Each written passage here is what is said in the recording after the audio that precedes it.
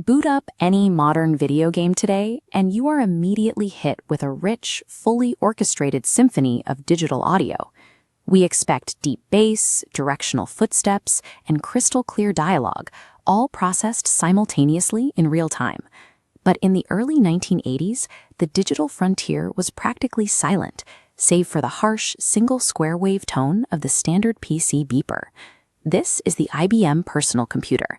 It shipped with a primitive internal speaker, strictly designed to chirp out error codes. The central processing units of the era were built entirely for business logic and spreadsheet calculations. They entirely lacked the computational power required to process complex sound waves natively. Achieving actual audio fidelity meant buying an external expansion card and slotting it directly into the motherboard to handle the workload. IBM attempted to capitalize on this in 1987 with a high-end music card, but at a staggering $600, half the cost of a full computer, it barely sold 10,000 units. A Canadian company named AdLib eventually broke through with a much cheaper $200 card. It used a technique called frequency modulation to generate impressive synthesized music tracks. But it had a massive blind spot.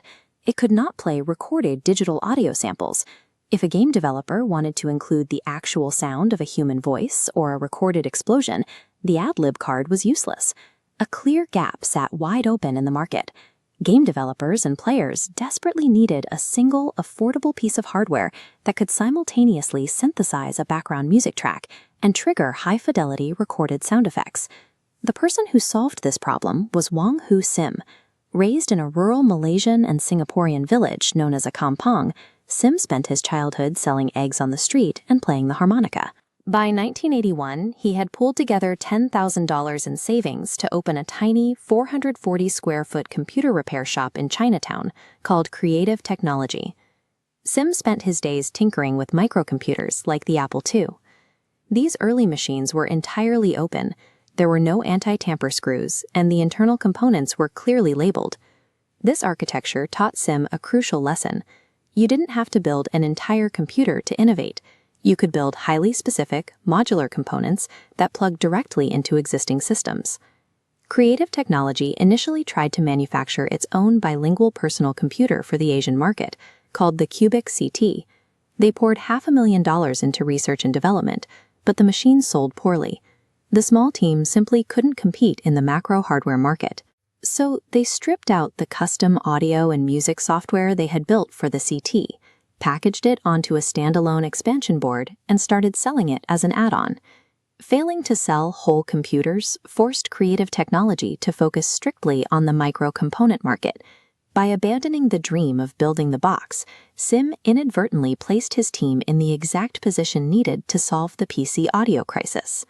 This diagram shows exactly why Creative's 1989 release, the Sound Blaster, conquered the market. On the left, AdLib's card utilizes a Yamaha synthesizer chip to produce music.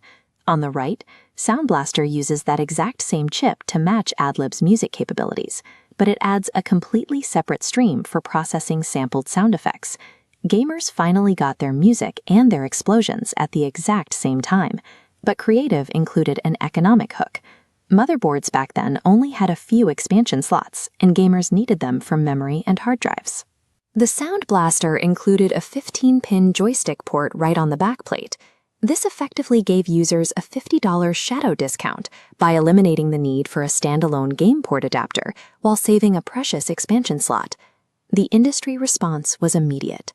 At the November 1989 Comdex show in Las Vegas, consumers lined up 20 deep to buy the cards. Creative reported selling 1 unit every 4 minutes out of a tiny booth. The hype even drew celebrity attention, with Michael Jackson reportedly stopping by the booth to inspect the audio hardware.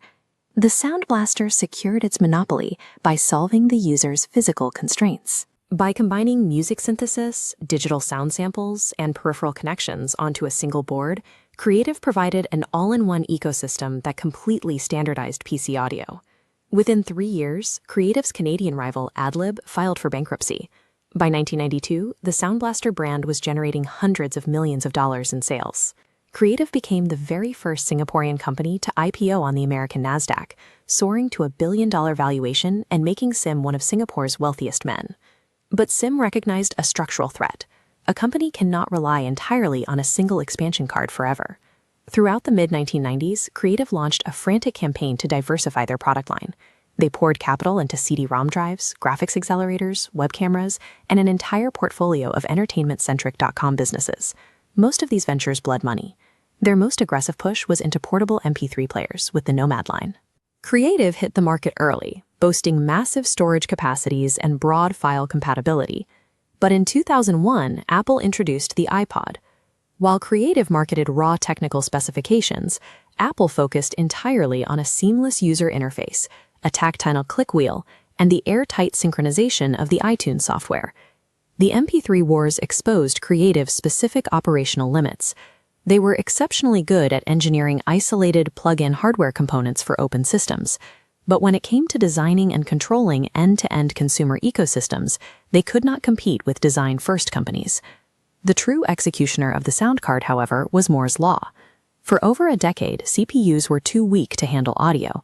But by the late 1990s, the raw processing speed of Intel's chips grew powerful enough to handle digital signal processing natively, alongside normal workloads.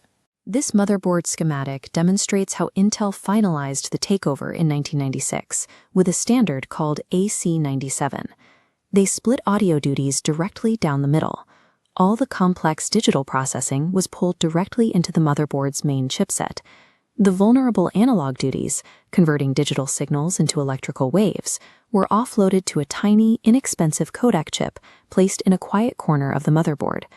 This seemingly mundane architectural shift commoditized CD-quality audio. Hardware that used to cost $200 and take up a massive physical slot was now a free, invisible feature baked into silicon. Creative tried to hold their ground by pivoting to software. They created a proprietary audio interface called Environmental Audio Extensions, or EAX. The goal was to entice game developers with advanced, hyper-realistic reverb and occlusion effects that required the physical horsepower of a discrete sound card. It worked for highly popular games like Half-Life, but Creative built their survival strategy on a software platform they didn't own. In 2007, Microsoft released a new version of Windows that completely dropped support for the underlying direct hardware access EAX relied upon. Video games immediately shifted back to software-based audio rendering, neutralizing Creative's tactical advantage overnight. Simultaneously, the physical landscape of computing changed. AAA game developers began prioritizing closed-box video game consoles like the Xbox and PlayStation, utilizing internal audio tools. In the consumer market, buyers migrated heavily toward laptops, tightly integrated machines with literally zero physical space to install aftermarket expansion cards. A dedicated hardware company cannot survive when the surrounding environment actively routes around them. The operating systems heavily restricted their access, and the physical form factors eliminated their real estate. Creative survived the broader market's collapse by retreating into a specialized, high-end audiophile niche. They continued to produce premium audio gear for dedicated enthusiasts right up until Wong Hoo Sim unexpectedly passed away in 2023 at the age of 67. The Sound Blaster proved the absolute necessity of digital audio so thoroughly that the computing industry eventually absorbed its core functionality directly into the silicon. That hardware lives on today as the invisible, integrated symphony currently playing inside every smartphone, every modern laptop, and game console on the planet.